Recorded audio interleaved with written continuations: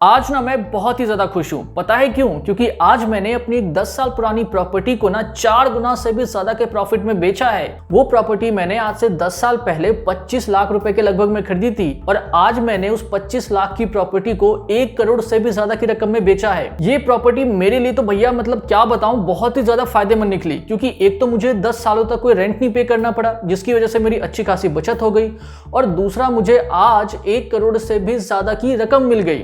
ये प्रॉपर्टी तो भैया कमाल की निकली। मैं तो चाह रहा हूँ पार्टी करने के लिए। तो अगर आप भी प्रॉपर्टी में निवेश करके ज्यादा प्रॉफिट कमाना चाहते हैं या फिर आप अपने रहने के लिए कोई घर ढूंढ रहे हैं, तो ऐसे में किस तरह की प्रॉपर्टी आपके लिए सबसे ज्यादा फायदेमंद रहेगी, किस तरह की प्रॉपर्टी में निवेश करके आप ज्यादा प्रॉफिट कमा सकते हैं, ये सब जानेंगे आज की इस वीडियो में। तो आप बस इस वीडियो में अंत तक बने रहें। नमस्कार दोस्तों, मेरा नाम है रजनीश झा और आप देख रहे हैं आपका चैनल मनी उपाय, एक कदम मीरी की ओर। चलिए शुरू करते हैं।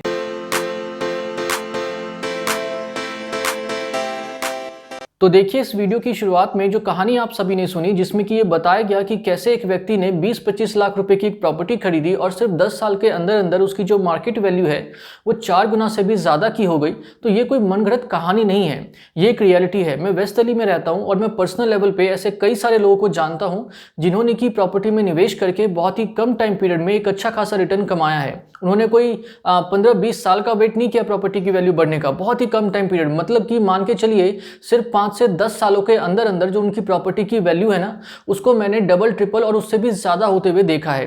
तो कहने का ये मतलब है कि अगर आप किसी प्रॉपर्टी में ना सोच समझ के निवेश करते हैं, किसी अच्छी प्रॉपर्टी में अपना पैसा लगाते हैं ना, तो वो जो प्रॉपर्टी है वो आपको इतना कमा के दे सकती है, उसमें इतना पोटेंशियल है कि फिर शायद आपको पैसे कमाने के लिए ना कोई बिजनेस, कोई जॉब या फिर शायद कुछ भी करने की ज़रूरत ही ना पड़े। तो प्रॉपर्टी का जो इन्वेस्टमेंट है वो है तो बहुत ज़्यादा फायदेमंद, इसमें तो कोई शक नहीं है। लेकिन प्रॉब्लम ये है कि कौन सी प्रॉपर्टी सबसे ज़्यादा फायदेमंद है, किस प्रॉपर्टी के जरिए हम सबसे ज़्यादा प्रॉफिट कमा सकते हैं, ये हमें पता कैसे चलेगा?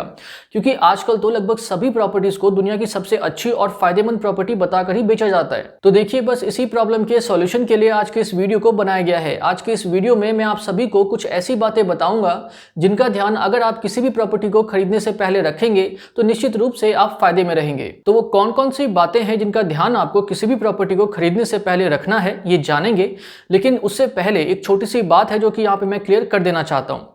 बात यह है कि देखिए, आज की इस वीडियो में ना जो कमर्शियल शॉप्स हैं, जो ऑफिस स्पेसेस हैं, तो आज की इस वीडियो में ना हम इस तरह की प्रॉपर्टीज को डिस्कस नहीं करेंगे। आज की इस वीडियो में हम मेनली 3 ही टाइप्स की प्रॉपर्टीज को डिस्कस करेंगे। जो पहला टाइप है वो है आपका प्लॉट का, हाउस का, विला का, जो भी आप उसे कह लीजिए। तो पहला टाइप ये है। फिर जो दूसरा टाइप है वो है सोसाइटी फ्लैट्स का, और जो तीसरा और आखिरी टाइप है वो है बिल्डर फ्लोर्स का। तो आज की इस वीडियो में हम सिर्फ और सिर्फ इन्हीं 3 टाइप्स की प्रॉपर्टीज को ही डिस्कस करेंगे। अब इन्हीं 3 टाइप्स की प्रॉपर्टीज को हम इसलिए भी डिस्कस करेंगे क्योंकि जरूरत पड़ने पर आप इन प्रॉपर्टीज में रह भी सकते हैं, इनके जरिए आप रेंटल इनकम भी जनरेट कर सकते हैं, और अगर आपको जरूरत पड़े तो आप इनको बेचकर एक अच्छी खासी रकम भी कमा सकते हैं। तो इसीलिए आज की इस वीडियो में हम सिर्फ और सिर्फ इन्हीं 3 टाइप्स की प्रॉपर्टीज को ही डिस्कस करेंगे। तो आज की इस वीडियो में हम किस तरह की प्रॉपर्टीज को डिस्कस करने वाले हैं और किस तरह की नहीं, मुझे उम्मीद है कि अब आप इस बात को काफी अच्छे से समझ गए होंगे। तो चलिए अब जरा इस वीडियो के मेन मुद्दे पे आते हैं। तो देखिए, जब भी आप कोई प्रॉपर्टी खरीदने के लिए जाते हैं, अब वो प्रॉपर्टी चाहे कोई प्लॉट हो, कोई सोसाइटी फ्लैट हो या फिर कोई बिल्डर फ्लोर हो, तो अगर आप इनको खरीदने से पहले कुछ बातों का ध्यान रखेंगे तो आप निश्चित रूप से फायदे में रहेंगे। आप उस प्रॉपर्टी के जरिए ज़्यादा रिटर्न कमा पाएंगे। तो जो पहली बात आपको ध्यान में रखनी है वो ये है कि आपको सबसे पहले ना एक प्रॉपर बजट तैयार करना है। अब बजट तैयार करने से मेरा मतलब यहाँ पर ये है कि आपको ये डिसाइड करना होगा कि आपको कितने का डाउन पेमेंट करना है और कितने अमाउंट का आपको लोन लेना है। आपको हमेशा ही कोशिश करनी चाहिए कि जो लोन का अमाउंट है वो कम से कम हो, क्योंकि जितना कम आप लोन लेंगे उतना ही ज़्यादा आपको आपकी प्रॉपर्टी के जरिए रिटर्न मिलेगा। कैसे मिलेगा ये मैं आपको एक छोटे से एग्जाम्पल के जरिए भी समझा देता हूँ। जैसे मान लीजिए कि आपने 50 लाख रुपए की प्रॉपर्टी खरीदी और आपकी जेब में है सिर्फ आज की डेट में 10 लाख रुपए, यानी कि लगभग 20% के आसपास का अमाउंट है। और ये जो प्रॉपर्टी डीलर हैं या फिर मैं कहूँ जो बिल्डर्स हैं, ये आजकल बड़े एडवर्टाइजमेंट करते रहते हैं कि जो इस प्रॉपर्टी पे आपको 80 to 90% लोन मिल जाएगा, तो सिर्फ 20% दीजिए और आप प्रॉपर्टी में शिफ्ट कर जाइए। लेकिन इसका नुकसान क्या है वो आप समझिए। आप मान लीजिए कि आपने सिर्फ 10 लाख रुपए का डाउन पेमेंट किया और आपने बाकी के जो 40 लाख रुपए बचे हैं तो आपने उसका लोन ले लिया। अब उस 40 लाख रुपए के लोन के लिए जो बैंक है वो कम से कम आपसे 60 से 70 लाख रुपए वसूल लेगा। तो आपने 60 से 70 लाख रुपए चुकाए लोन के और आपने 10 लाख रुपए दे दिया स्टार्टिंग में ही डाउन पेमेंट का।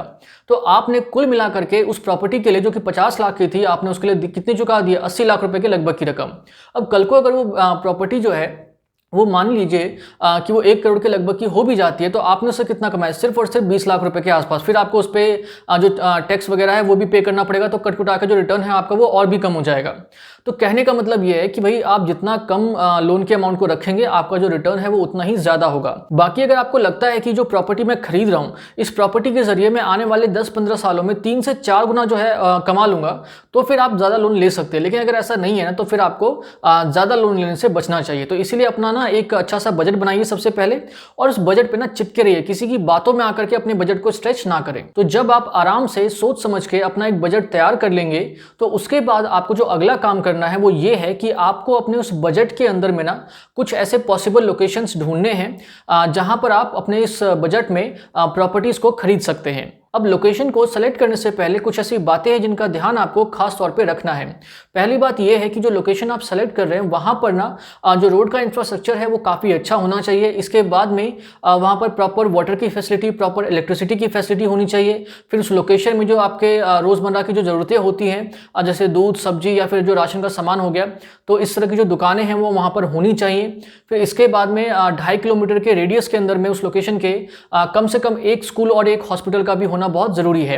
हाँ, हालांकि अगर मान लीजिए स्कूल या हॉस्पिटल नहीं भी है और बाकी की जो चीज़ें हैं वो हैं, तो आप तब भी खरीद सकते हैं। लेकिन अगर बाकी की चीज़ें भी नहीं है, यानी कि रोड नहीं है ढंग से, इलेक्ट्रिसिटी का कनेक्शन ढंग से नहीं है, वाटर का नहीं है या दुकानें नहीं है वहाँ पर, तो ऐसी प्रॉपर्टीज़ को खरीदने से आपको बचना चाहिए। क्योंकि भैया अगर आपने ऐसी प्रॉपर्टी में अपना पैसा लगाया, तो फिर मान के चलिए कि फिर एक पीढ़ी तक का इंतजार आपको करना पड़ जाएगा उस प्रॉपर्टी के जरिए पैसा कमाने का। फिर इसके बाद अगर आपको उस लोकेशन पे पब्लिक ट्रांसपोर्ट की फैसिलिटी मिल जाए, या फिर उस लोकेशन के आसपास में कोई एयरपोर्ट हो या फिर कोई रेलवे स्टेशन हो, तो ये मान के चलिए कि ये और भी ज़्यादा आपके लिए एक फ़ायदे की बात है। फिर इसके बाद एक छोटी मगर बहुत ही ज़्यादा इंपॉर्टेंट बात है लोकेशन को सेलेक्ट करने से पहले, जो कि मैक्सिमम लोग इग्नोर कर देते हैं। तो अगर आपके लिए वो पॉसिबल हो सके तो आप ज़रूर उसका ध्यान रखना।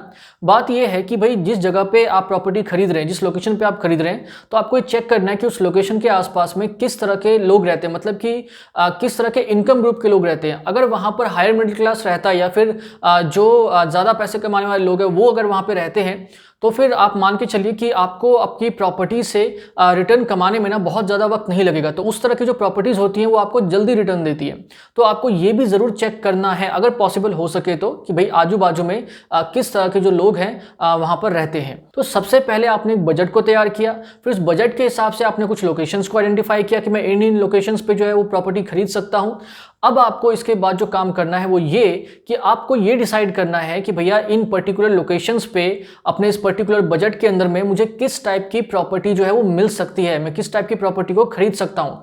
मतलब कि क्या मैं इस बजट के अंदर में इस पर्टिकुलर लोकेशन में प्लॉट को खरीद सकता हूँ, क्या मेरे बजट में एक सोसाइटी फ्लैट आएगा, या फिर क्या मेरे बजट में सिर्फ एक बिल्डर फ्लोर ही आ सकता है। तो आपको ये उसके बाद जो है वो चेक करना है। तो मान लेते हैं कि जो लोकेशन आपने सेलेक्ट किया उसमें आपके बजट के रेंज में तीनों ही टाइप्स की प्रॉपर्टीज आ गई, मतलब कि एक प्लॉट भी आ गया, एक फ्लैट भी आ गया और एक बिल्डर फ्लोर भी आ गया, और इलाका भी बढ़िया है। तो ऐसे सिचुएशन में आपको इन तीनों में से किस तरह की प्रॉपर्टी को खरीदना चाहिए, अब जरा इसके बारे में थोड़ा सा डिस्कशन कर लेते हैं। तो देखिए, तीनों में से कौन सी प्रॉपर्टी आपके लिए सबसे ज़्यादा फायदेमंद रहेगी ये जानेंगे, लेकिन उससे पहले आपके लिए ये जानना भी बहुत ज़रूरी है कि इन तीनों प्रॉपर्टीज़ को अगर आप खरीदते हैं, तीनों में से किसी को भी अगर आप खरीदते हैं, तो आपको किस किस तरह के फ़ायदे मिलेंगे और किस किस तरह के नुकसान का, किस किस तरह के दिक्कतों का सामना आपको करना पड़ेगा। तो पहले ज़रा इसके बारे में जान लेते हैं, एंड देन उसके बाद हम जानेंगे कि आपको किस टाइप की प्रॉपर्टी खरीदनी चाहिए। तो देखिए, अभी हम प्लॉट्स को, सोसाइटी फ्लैट्स को और बिल्डर फ्लोर्स को ना कुछ पॉइंट्स के बेसिस पे आपस में कंपेयर करेंगे, ताकि आप ये अच्छे से समझ पाएँ कि इन तीनों में से किस टाइप की जो प्रॉपर्टी है वो आपके बजट के हिसाब से आपके लिए सबसे ज़्यादा फायदेमंद रहेगी। तो चलिए अब जरा इस कंपैरिजन को शुरू करते हैं। तो सबसे पहले अगर हम कॉस्ट के बेसिस पे इन तीनों टाइप्स की प्रॉपर्टीज को आपस में कंपेयर करें, तो इन तीनों में से जो प्लॉट्स हैं वो आपको सबसे ज़्यादा कॉस्टली देखने को मिलते हैं, क्योंकि जो अच्छी लोकेशन के प्लॉट्स हैं उनकी डिमांड मार्केट में हमेशा से ही ज़्यादा रही है उनके सप्लाई के कंपेरिजन में, तो इसीलिए ये आपको सबसे ज़्यादा कॉस्टली मिलेंगे। फिर इसके बाद अगर मैं बात करूँ सोसाइटी फ्लैट्स और बिल्डर फ्लोर्स की, तो ये आपको प्लॉट्स के कंपेरिजन में काफ़ी ज़्यादा सस्ते मिलते हैं, और उसमें भी अगर मैं बात करूँ बिल्डर फ्लोर्स की खाली, तो बिल्डर फ्लोर आपको सबसे ज़्यादा सस्ते दामों पर मिल जाएगा। तो अगर आपका बजट बहुत कम है तो आप बिल्डर फ्लोर्स की तरफ चले जाइए, अगर आपका बजट थोड़ा सा ज़्यादा है तो आप सोसाइटी फ्लैट्स की तरफ चले जाइए, और अगर आपका बजट काफ़ी ज़्यादा है तो फिर आप प्लॉट्स की तरफ जा सकते हैं। अब इसके बाद अगर हम बात करें मेंटेनेंस कॉस्ट के बारे में, तो इन तीनों में से सबसे ज़्यादा जो मेंटेनेंस होता है वो होता है सोसाइटी फ्लैट्स का। और अगर हम बात करें बिल्डर फ्लोर या प्लॉट्स की, तो इनका जो मेंटेनेंस है वो सोसाइटी फ्लैट्स के कंपैरिजन में काफ़ी ज़्यादा कम होता है। वैसे तो अगर हम बात करें प्लॉट की, तो इसका अपने आप में तो कोई मेंटेनेंस होता नहीं है, लेकिन अगर आप इस पर घर बनाएंगे तो उस घर को आपको मेंटेन रखने के लिए टाइम टू टाइम थोड़ा बहुत खर्चा करना पड़ता है, लेकिन वो खर्चा भी आप अपने हिसाब से मैनेज कर सकते हैं। तो मेंटेनेंस कॉस्ट जो है वो सोसाइटी फ्लैट्स का सबसे ज़्यादा होता है और प्लॉट और बिल्डर फ्लोर्स का काफ़ी कम होता है। फिर इसके बाद अगर हम बात करें लोन फैसिलिटी के बारे में, मतलब कि अगर आपको इन तीनों में से कोई प्रॉपर्टी खरीदनी है तो आपको किस प्रॉपर्टी पे सबसे ज़्यादा आसानी से लोन मिल जाएगा। तो देखिए, वैसे तो आपको तीनों ही टाइप्स की प्रॉपर्टीज़ को खरीदने के लिए बैंक या फिर जो NBFCs होती हैं तो उनसे लोन मिल जाएगा। लेकिन अगर मैं बात करूं कि सबसे आसानी से किस प्रॉपर्टी में आपको लोन मिलेगा, तो सबसे ज़्यादा आसानी से जो लोन मिलता है वो मिलता है सोसाइटी फ्लैट्स में। सोसाइटी फ्लैट्स में आपको बड़े ही आराम से जो है वो बैंकों से लोन मिल जाता है। अब इसके बाद अगर हम बात करें रेंटल इनकम के बारे में, तो इन तीनों टाइप्स की प्रॉपर्टीज़ में से जो सबसे ज़्यादा रेंटल इनकम आपको मिलेगी वो मिलेगी आपको प्लॉट में, क्योंकि प्लॉट में क्या है कि आप अपने हिसाब से घर बना सकते हैं। तो मान लीजिए कि आपने 4 फ्लोर कंस्ट्रक्ट कर लिए, तो उन चारों को अगर आप चाहें तो अलग अलग अपना रेंट पे चढ़ा सकते हैं। तो इसमें क्या होता है कि आपको थोड़ा ज़्यादा रेंट मिलता है। लेकिन अगर मैं बात करूँ सोसाइटी फ्लैट्स की या बिल्डर फ्लोर्स की, तो इसमें आपको प्लॉट्स के कंपेरिजन में काफ़ी ज़्यादा कम रेंट आपको देखने को मिलेगा। हालांकि सोसाइटी फ्लैट्स में भी आपको ठीक ठाक रेंट देखने को मिल ही जाता है, लेकिन जो बिल्डर फ्लोर है ना, इसमें आपको सबसे ज़्यादा कम रेंट देखने को मिलेगा। फिर इसके बाद एक और छोटा पॉइंट है जो कि आजकल बहुत ज़्यादा इंपॉर्टेंट हो गया है, और वो पॉइंट है कंस्ट्रक्शन क्वालिटी का। तो देखिए, अगर मैं बात करूँ सबसे पहले प्लॉट की, तो इसमें तो कोई कंस्ट्रक्शन क्वालिटी का मतलब ही नहीं है, क्योंकि सब कुछ आप ही के हाथ में, आप जैसा चाहें वैसा घर अपने लिए बना सकते हैं, तो इसमें तो कोई प्रॉब्लम नहीं है। लेकिन सोसाइटी फ्लैट्स और बिल्डर फ्लोर्स जो है, इनमें थोड़ी बहुत प्रॉब्लम होती है, और कई बार ये प्रॉब्लम कुछ ज़्यादा ही बड़ी हो जाती है। अब इसके बाद एक आखिरी पॉइंट और है, और वो पॉइंट है एप्रिसिएशन का। तो देखिए, इन तीनों टाइप्स की प्रॉपर्टीज में से सबसे ज्यादा प्रॉफिट यानी कि सबसे ज्यादा एप्रिसिएशन जो आपको मिलने वाला है वो मिलने वाला है आपको प्लॉट्स में। लेकिन कंडीशन ये है कि वो प्लॉट किसी अच्छे लोकेशन पे होना चाहिए। फिर प्लॉट्स के बाद जो सेकंड बेस्ट ऑप्शन आपके पास है वो है सोसाइटी फ्लैट्स का। और अगर मैं बात करूं बिल्डर फ्लोर्स की, तो इसमें तो आप भूल ही जाइए, इसमें आपको कोई रिटर्न नहीं मिलने वाला। इसको जब आप बेचने के लिए जाएंगे तो हो सकता है कि जितने पे आपने खरीदा हो उससे लाख 2 लाख आपको कम पे ही बेचना पड़े। तो सबसे ज़्यादा प्रॉफिट आप कमाएंगे प्लॉट्स में, उससे थोड़ा कम कमाएंगे आप सोसाइटी फ्लैट्स में, और आप बिल्कुल भी नहीं कमाएंगे बिल्डर फ्लोर्स में। तो ये था एक छोटा सा कंपैरिजन प्लॉट्स, सोसाइटी फ्लैट्स और बिल्डर फ्लोर्स का। तो अगर आप कोई प्लॉट, कोई सोसाइटी फ्लैट या फिर कोई बिल्डर फ्लोर खरीदते हैं, तो ऐसे में उनके क्या फायदे हैं, क्या नुकसान है, मैं उम्मीद करता हूं कि आप इस बात को काफी अच्छे से समझ गए होंगे। तो अब आगे बढ़ते हैं और अब हम ये जानने की कोशिश करेंगे कि आपको प्लॉट, सोसाइटी फ्लैट या फिर बिल्डर फ्लोर में से कौन सी प्रॉपर्टी खरीदनी चाहिए। तो देखिए, अगर आपका बजट थोड़ा ज्यादा है और उस बजट में आपको एक अच्छा सा प्लॉट मिल रहा है एक अच्छी सी लोकेशन पे, तो मेरे हिसाब से आपको प्लॉट ही खरीदना चाहिए। फिर आपको बाकी की जो प्रॉपर्टीज हैं उनको इग्नोर कर देना चाहिए। फिर इसके बाद अगर आपका बजट थोड़ा कम है और उस बजट में आपको किसी अच्छी सी सोसाइटी में एक अच्छा सा फ्लैट मिल रहा है, मतलब कि जो बिल्डर है उसकी प्रोफाइल वहां पर अच्छी है, कंस्ट्रक्शन क्वालिटी भी अच्छा है, सोसाइटी वेल मेंटेन्ड है, मेंटेनेंस वगैरह के जो चार्जेस है वो भी ठीक ठाक है, तो ये सारी चीजें देखने के बाद अगर आपको किसी अच्छी सोसाइटी में एक अच्छा सा फ्लैट मिल जाता है तो फिर आपको उसी को प्रेफर करना चाहिए। फिर आपको बिल्डर फ्लोर वगैरह की तरफ नहीं जाना है, ठीक है। फिर इसके बाद अगर आपका बजट काफी ज्यादा कम है, देन फिर आप बिल्डर फ्लोर्स की तरफ जा सकते हैं। बिल्डर फ्लोर्स को हमेशा ही आपको सबसे लास्ट में प्रेफरेंस देनी चाहिए। और हाँ, बिल्डर फ्लोर्स खरीदते टाइम अगर आपके लिए पॉसिबल हो सके तो थोड़ा बहुत जो है ना उनका कंस्ट्रक्शन क्वालिटी जरूर चेक करवा ले किसी ऐसे इंसान से जो कि इस फील्ड से रिलेटेड हो, क्योंकि अक्सर ये देखा जाता है कि सस्ते बिल्डर फ्लोर्स के अंदर में जो कंस्ट्रक्शन क्वालिटी है ना उसका बड़ा ही इशू रहता है। तो अगर पॉसिबल हो सके तो ये जरूर चेक करवा लें आप। तो प्लॉट, सोसाइटी फ्लैट या बिल्डर फ्लोर में से आपको किस तरह की प्रॉपर्टी खरीदनी चाहिए, मैं उम्मीद करता हूं कि आप इस बात को काफी अच्छे से समझ गए होंगे। तो अगर आपको ये वीडियो थोड़ी सी भी यूजफुल लगी है, आपको लगा है कि इस वीडियो के जरिए आपको कुछ सीखने को मिला है, कुछ नॉलेज मिली है, तो प्लीज इस वीडियो को लाइक और शेयर जरूर करें। चैनल को सब्सक्राइब नहीं किया है तो उसे भी करके रख लीजिए। कुछ कहना चाहते हैं, कुछ पूछना चाहते हैं तो नीचे कमेंट सेक्शन में जरूर बताएं। तो इस वीडियो में इतना ही। अब आपसे मुलाकात होगी अगली वीडियो में। तब तक के लिए आप सभी का बहुत बहुत धन्यवाद। नमस्ते।